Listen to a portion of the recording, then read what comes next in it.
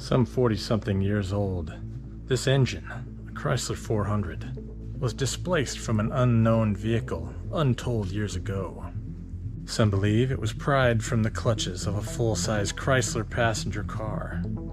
Others tell tale of it likely finding refuge in a Dodge pickup truck. This drivetrain was included with the purchase of a 1976 Plymouth Duster. But where did it come from? How many miles were on it? Is it a boat anchor? Will it run? Will it even turn over? Does anybody care?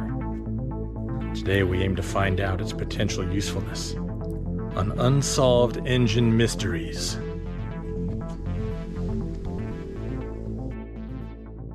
What's up, everybody? Welcome back out to the garage. Lots of stuff we need to deal with here, but today, this is the focus. So the meat of the story here is this Chrysler 400 and 727 automatic transmission. I made a deal on a car a few years ago, about 5 years ago. I bought a 1976 Plymouth Duster project. It was missing everything. All the interior, all the glass, all that stuff was gone. The hood, etc., etc. The beauty of the deal, though, was it came with two 400s. What I don't know is any history at all. Today I want to figure it out. Answer the question, is this guy going to be usable? Is it going to turn over? Does it have a chance of starting? I guess we'll take step by step. It does have a starter on it. All the spark plugs are in it. The weird thing is, it does have broken motor mount tabs on the block. It's both sides. Really weird. As you can see, the casting number there. That casting, not the quote-unquote most desirable of all the castings. You know, tough to isolate the year of this block just yet, because I think the casting date behind the starter, so I won't be able to see that without taking the starter off. This block was used pretty much the entire 400 run, 73, 79, or 72 to 79, I think it was. More importantly, we find out if this is, one, a good core, and two, is it better than a core? First thing I'm going to do is put a socket on the crank, and we're going to turn this thing over. Yeah. That's the magic so far.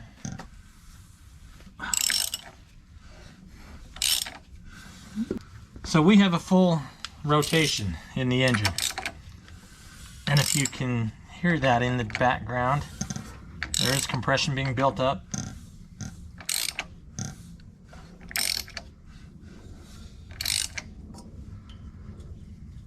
I was mistaken when I said all the spark plugs were in it. Found one that was pulled. I don't know how I missed that. So there's a few things I want to try. I think next I'm going to see if this starter's any good. I don't know if you want to call this the don't try this at home option. It's not a long-term solution, but I have a battery, some battery cables hooked up to it, grounded the block, starter, etc. And I'm going to take the positive terminal of my jumper cables and jump the starter terminals.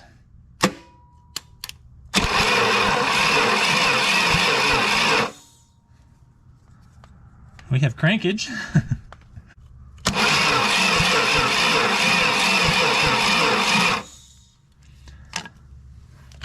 We have crankage. So we have a cranking 400 that seems to be building up compression. I think I might want to be a little nice to it and pull the plugs out and maybe add a little oil in there if we're going to keep messing around with it. But I want to pop these valve covers off too, just to make sure that the valve train looks like it's in decent shape and semi-functional. As a semi-responsible citizen, I feel compelled to ask you to remember your safety glasses.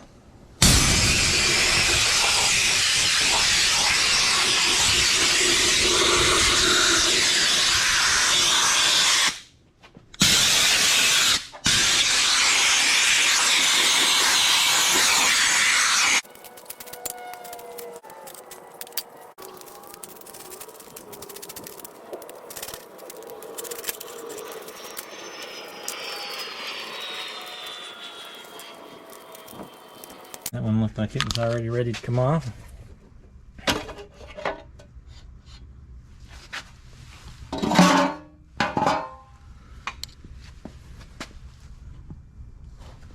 Well, that doesn't look half bad.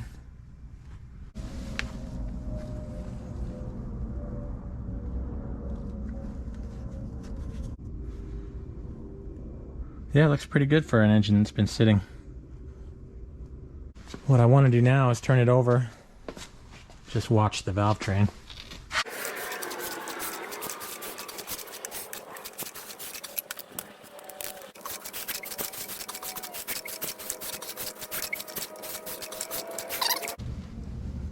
I feel like I saw expected, motion from every set of rocker arms here.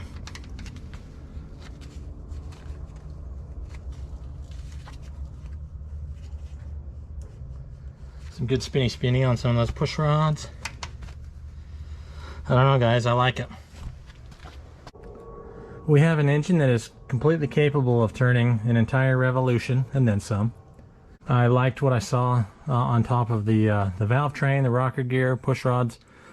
All look nice and straight. I think this engine will run. So the short checklist for me then at this point. One, I need to figure out how I'm going to check the oil. I need a distributor, I need a carburetor. So I do think I have most of this crap floating around. Got a fuel pump, my old spare race coil, a Mallory ProMaster. That's a pretty sweet deal.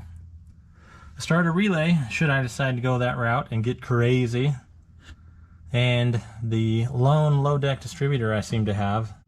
This is the distributor out of the 383 that is original to my Charger. Header bolts. Brought out some elephant ears just in case I need to build some sort of support if I can get it to run. Because yeah, it's going to be ran on the ground, guys. I don't have a run stand. This may inspire that though. We'll see. Some old spare wires in the spare parts race bin. And this random 2-barrel carburetor. It fits the bore. So we're going to clean this sucker up and see if we can get this to do carbureting things. I'm short a cap, a rotor, and battery cables. So I finally got some propane accessories for my propane heater.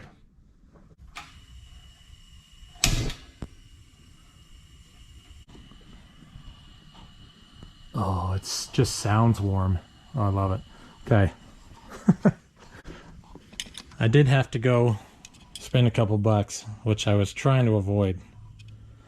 Cap and rotor for my low deck distributor, or distributor. Had to move the heat a little closer.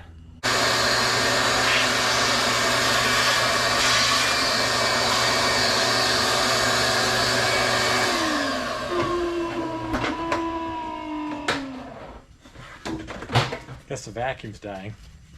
The handy crank socket. And we're going to line this up on top dead center on number 1. I'm going to loosen all these spark plugs. Get those popped out and cleaned up a little bit. Had to clean the timing tab off just a little bit to see the numbers.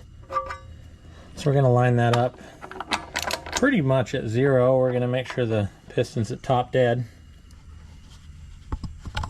on number 1. Keep hurting myself.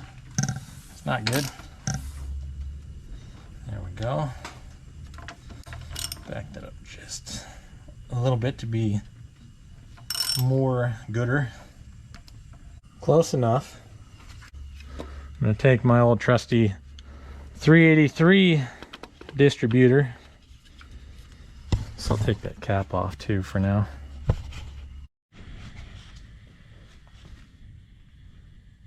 I don't think this engine was a horribly running engine when it was pulled for whatever reason. That's always the mystery, right? Man, why did they pull this thing out? I think it had a few miles on it, but the plugs all looked pretty similar. I'm gonna go slap these plugs back in and get the cap and rotor put back on. In case you're wondering, these nice blue parts, found those down to the O'Reilly Blue Streak by Standard. And they were on the shelf at my local store. So I'm doing just a little bit of timing cheating. As you can see that, it's a little bit blurry. I've backed up the timing mark to about 10 degrees before top dead center. And I'm going to line up number one right then and there. And I think we'll be really close. Okay, we do have a, is this a mess? Is this a disaster of wires? Certainly looks like it's setting up to be one. We got a spark tester on the number 2 cylinder, just because it was convenient. I have my Mallory ProMaster coil, and the Project Valiant Undertaking donated its ancient positive battery cable. Yeah, apparently that had some issues. We've got a hot lead for the coil. Yes, this is a little sketchy, I admit it. I really need to find out though if these parts together can make spark. So we're going to make some sparks over here and see if we find spark here.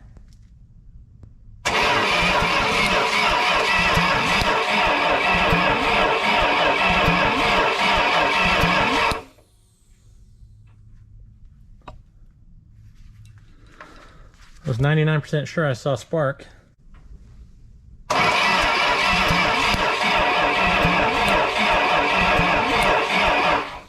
We have spark. We have freaking spark. We're back out in the garage, looking at this pile. And this has taken me much longer than I had expected. We're a couple of weeks into this at this point. I've got this thing to where I'm going to try and fire it. This carburetor, I don't think this is a long-term solution. I can't find a good fitting for that. I think the old one was broken or missing parts that went in it. So I don't have anything really at this point to connect to the fuel pump. So all I'm going to attempt to do here at this point is dump a little gas down the carburetor. We'll actually just dump it down the barrels, and if it'll fire, then I'll try and figure something out to fill the bowl up. So a couple of last minute things I wanted to just make sure that I had in my head. I checked the oil. There is no dipstick in it, but I found a loose one and stuffed it down in there. That pan's full. Crazy. And I don't know if this... I'm kind of wondering, the more I look at it, the more I think that this transmission was the reason this setup was pulled. There's not a whole lot of fluid in the pan. There's just a little bit on the tip of the dipstick when you pull it out, and it doesn't smell very good. And this trans, there was some funky stuff going on. These top 2 bolts were out, missing, and I put one in and tightened it. Haven't cared so much about that last one, doesn't really matter. This adjustment, the jam nut on the band adjuster there, was backed way off for whatever reason. They had just lopped the cooler lines off at the head of the fitting here. So I just threw a loop on. I didn't even bother to worm clamp it. There's not a whole lot of fluid in there. So if the thing even pumps fluid, we'll see what happens. The only thing that I wish I had was a way to measure oil pressure. I don't have a gauge right now that I can just plug up to that, or tie into the pressure sender. I'm gonna dump some fuel in the carb and get my sketchy ignition system operational here. Safety jugs. That sounded weird. Yep, that's enough. Yep, no, yep, nope, yep, there we go. That should start it. Ignition hot. Plus, I haven't opened my garage door because it's cold. So we'll see what happens here first.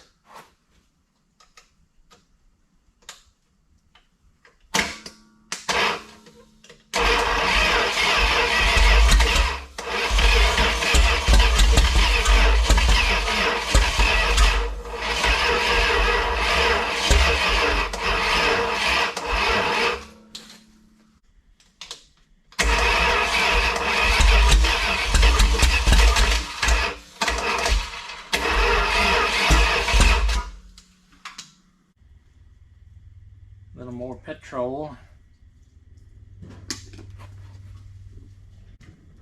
Wish I had a switch in this thing. Guys, this is the beginning of the inspiration of a run stand. It has to be. I mean, this is funny, but I think that's where it ends. Fire in the hole!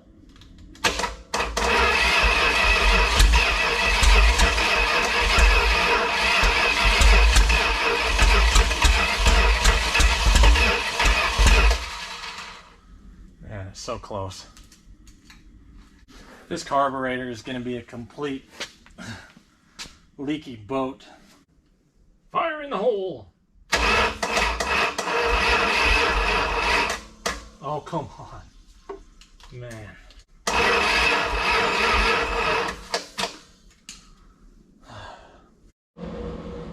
I've been able to get some fuel into the bowl. The squirters are squirting.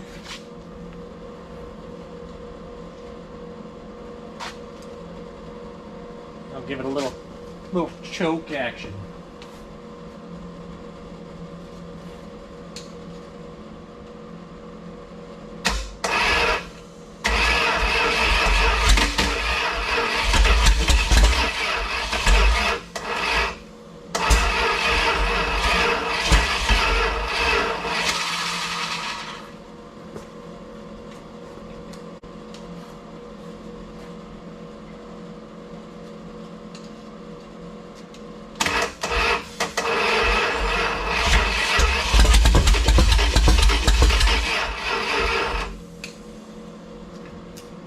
I think I'll open the door.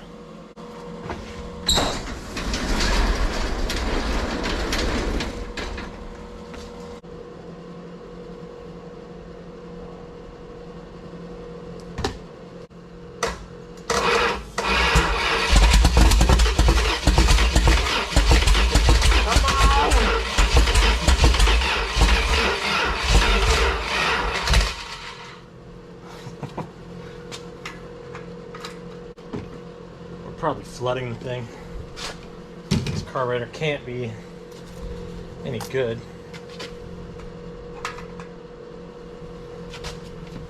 Give it a little chokey choke.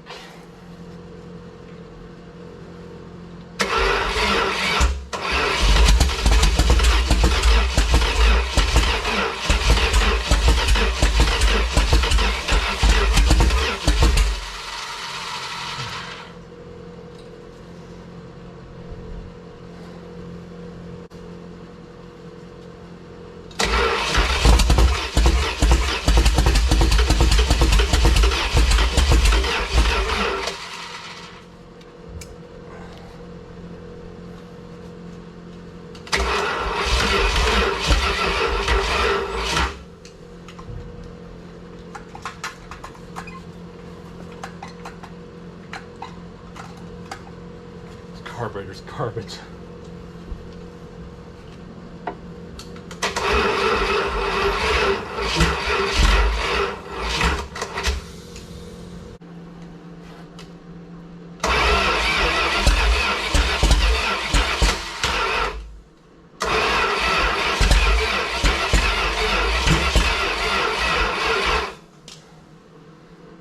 I think this carburetor's our problem at this point.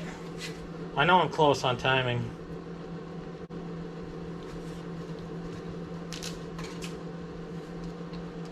I'm gonna disconnect that hot wire.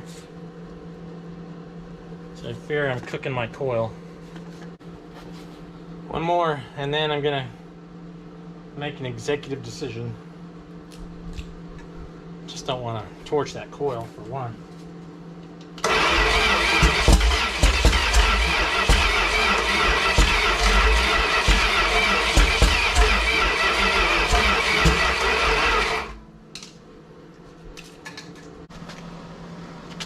There's just not a whole lot of metering going on with this fuel thinger.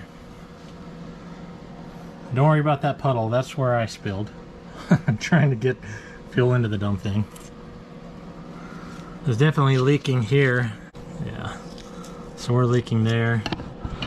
This poor old Stromberg, this carburetor was on a 361 A 63 model year automobile. I think I've mentioned that before. A Newport 2-door. It's a pretty cool car.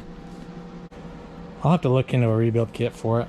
Because, I mean, I can do a whole lot of switcheroo on parts. I've got a 4-barrel and an intake that'll fit. It's nice to know that I have something that could be a good core. It's a builder. I don't know if I'd run it at this point anyway, unless it was already in an automobile. One more, gents. I don't know why. It's like, yeah, this is the one. Of course it's gonna be the one.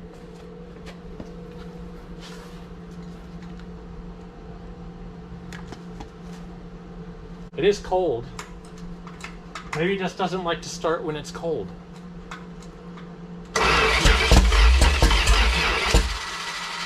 It's probably flooding the crap out of it. You can see gas at the shaft, the throttle shaft on the outside. That's not an awesome, ideal situation.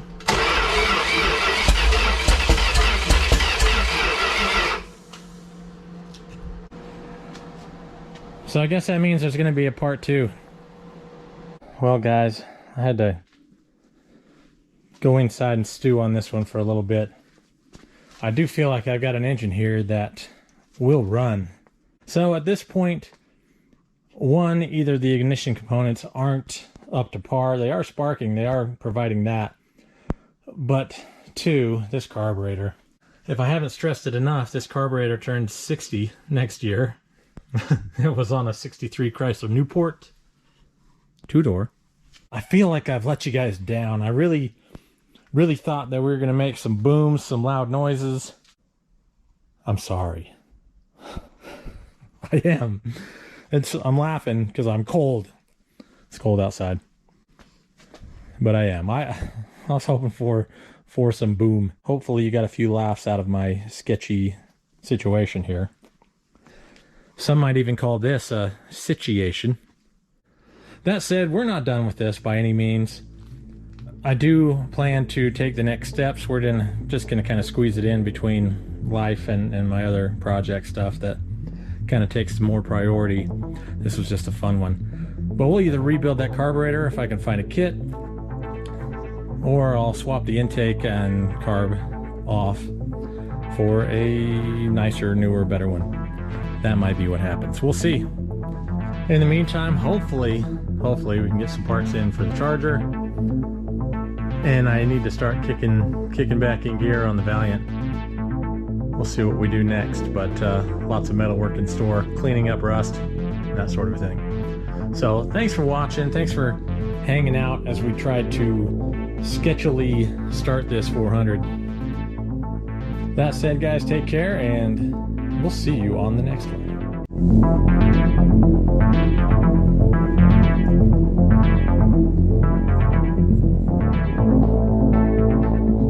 On a side note, I did find another low deck distributor.